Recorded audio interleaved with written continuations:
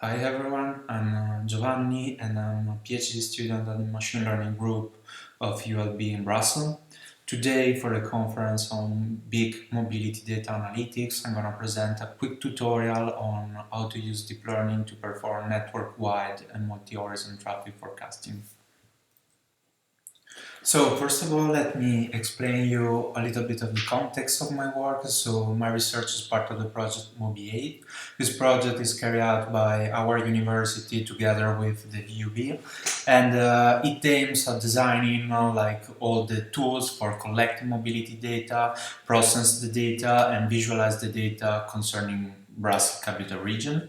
So the final goal is to provide advanced mobility indicator that can let different stakeholders better understand the mobility dynamics in the region and also support the designing of more suitable and sustainable policies for the short and long term.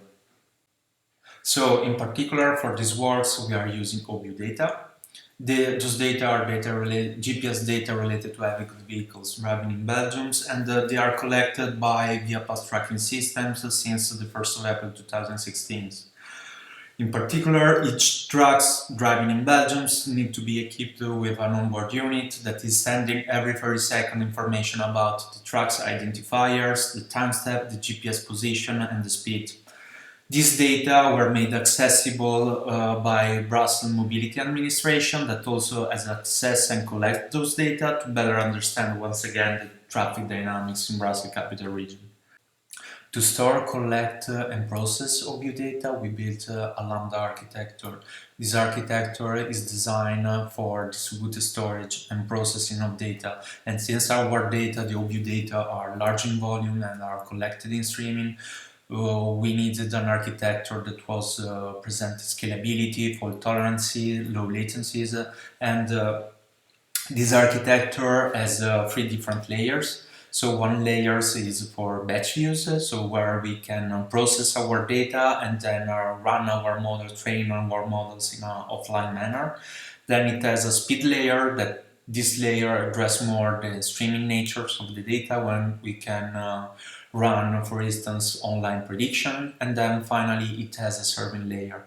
This layer is like a web interface that can let the user have insight on the data, on the processed data and the prediction we get. So our traffic forecasting problem is actually multivariate and multi-horizon in the sense that we are trying to forecast traffic condition for multiple streets in our networks, and also we are doing that for not just one step ahead into the future but for multiple time steps into the future.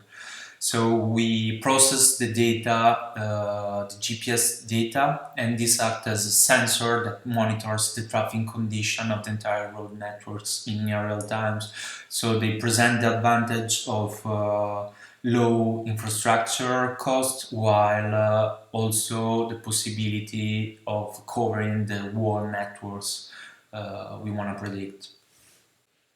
So the motivation of using deep learning for traffic forecasting tasks stands on the fact that they are designed for sequential data, so they actually natively and directly support multiple input sequences. So they allow us to perform multivariate forecasting that in our case is predicting the traffic condition for multiple street segments on the road transportation networks.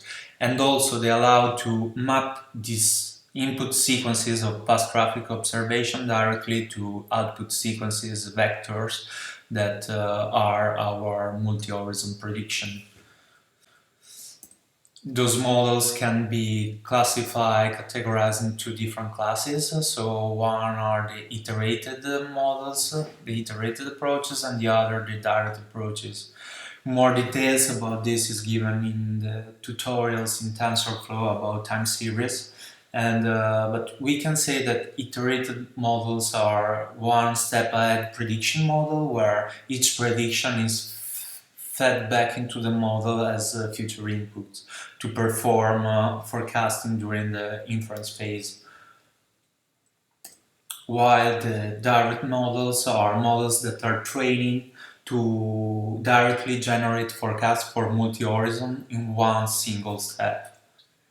So and now the tutorial, so I will show you a direct LSTM based encoder decoder implementation. The code is available on a notebook in Kaggle. And at first I will show you how to visualize traffic condition in a road network in Python. Then I will process the OBU data in order to get the right form to be fed in the DeepL model. I will also implement and show you how to implement the model architecture, and then finally, once the model is trained, I will perform a prediction in an online manner and I visualize it.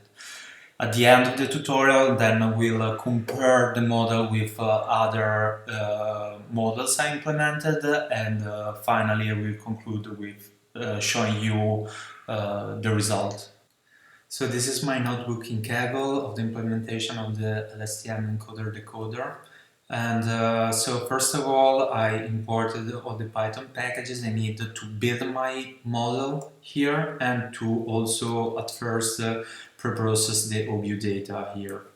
Then I implemented a simple seed function in order to guarantee the reproducibility of my model, and then I start importing my files of OBU data. The OBU data I'm referring to in this study are the data of the Belgian freeway system that present a traffic flow of every minute granularity. So you obtain a data frame with the number of roads of 2000, roughly 2000, and the number of streets of 5000. The roads are representing actually the traffic observation.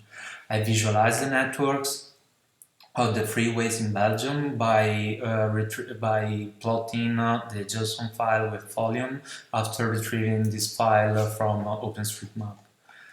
Then, in order to predict my traffic flow, I select just those streets in which makes sense to perform prediction. So I consider an average traffic flow higher than 10 tracks per 30 minutes, and so I reduce my data frame to roughly 2000 street segments. Then, in order to improve the learning capability of my model, I also add several temporal features, like so from the daytime column of my data frame, I also add the hour column, the working days column, and the days of the week columns. In this features, you can see that the traffic flow is displaying are really different trends, so it's good to take account of them. So you obtain this data frame where you have still the number of streets, but then you have some additional columns that are these obtain time-based features. In this cell, I visualize the traffic flow at a particular time for the Belgian freeway system, and so you can see here that you have different columns according to the number of tracks on your freeway. Then I split my data set into a training set and a testing set, and each of them I apply a min-max scalar function from sklearn in Python in order to convert the values of traffic flow between 0 and 1, and this is for the model to learn. And I've done this for both the OBU data and so the observation, but also for the time-based features where I apply two different min-max scalar. I also implemented an inverse transform function that I will use it when I'm testing the model, where as I get prediction, I convert back to the original scale.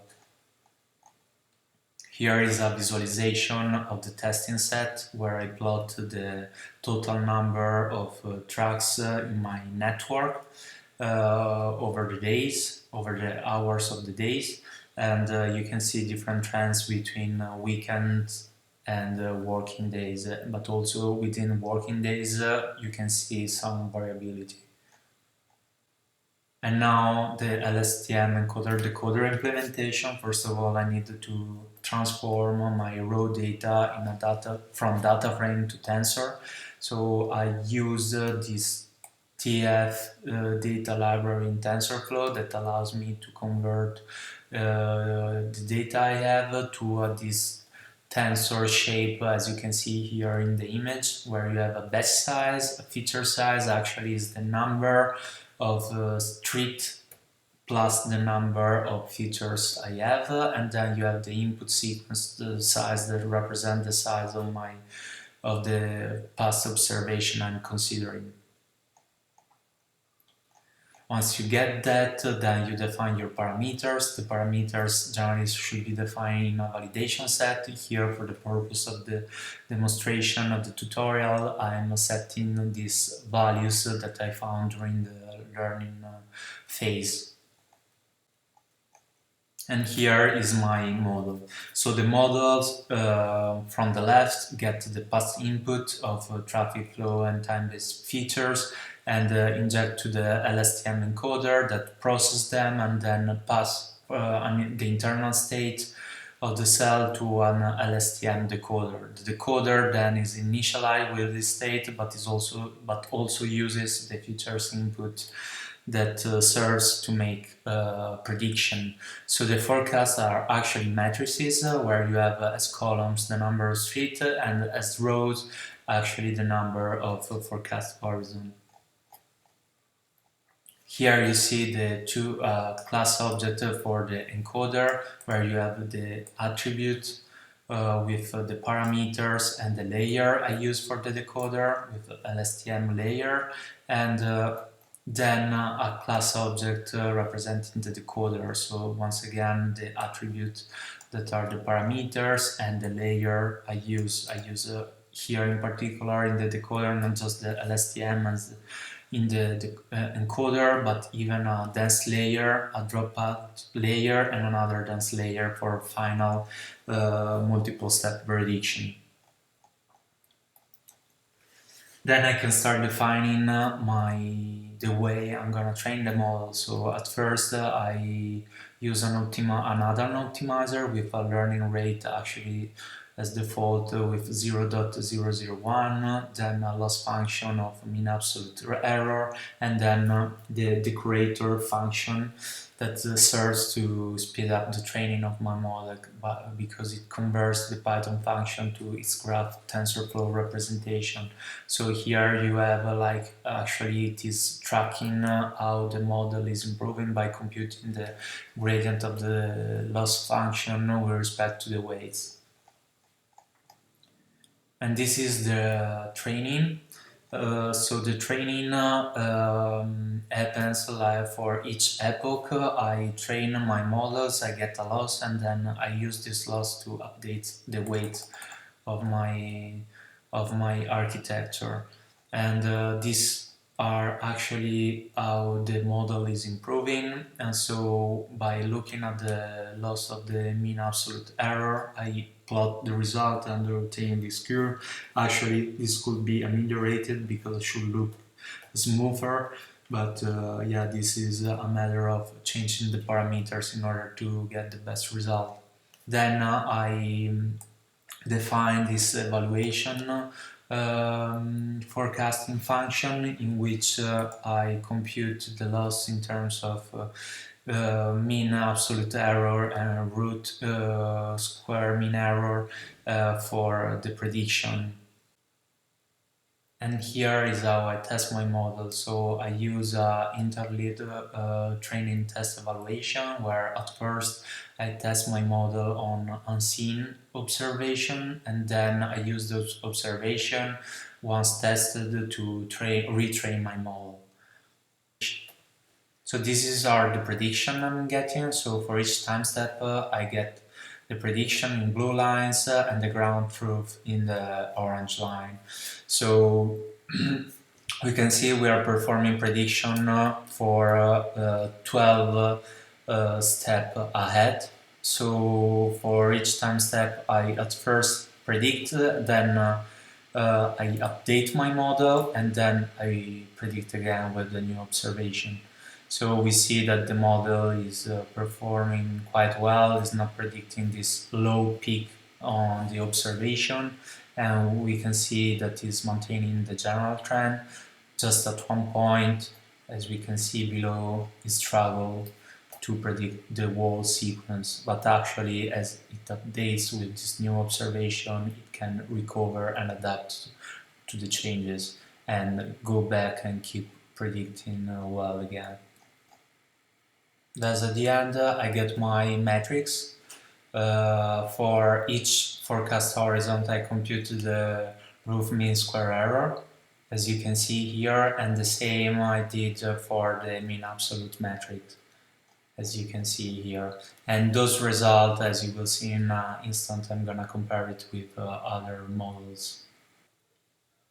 So those are the model I compare my Lstm encoder decoder with. So at first I implemented a seasonal persistent model as a baseline that takes the previous week season, in particular at the same day, at the same hour of the same day of the week, in order to return my forecast. Then I implemented two simple Lstm model, one with a direct approach, but the other with a recursive approach. And finally, I also implemented a Lstm based encoder decoder, so with a similar architecture, but this time with a recursive approach. And I get those results. So the two plots at the top are representing the matrix of roof mean square error and mean absolute error normalized by the baseline in order to get rid of the volatility that you have on the street segment. And you see in the blue line how our model is performing compared to the others. And we see that actually it's performing well, particularly for long range time forecasts. And at the bottom you have actually the total average of metrics of RMC and MAE for each model considered. And so I conclude here this presentation, but if you have questions, or if you want to ask me for details of the code implementation, please don't hesitate.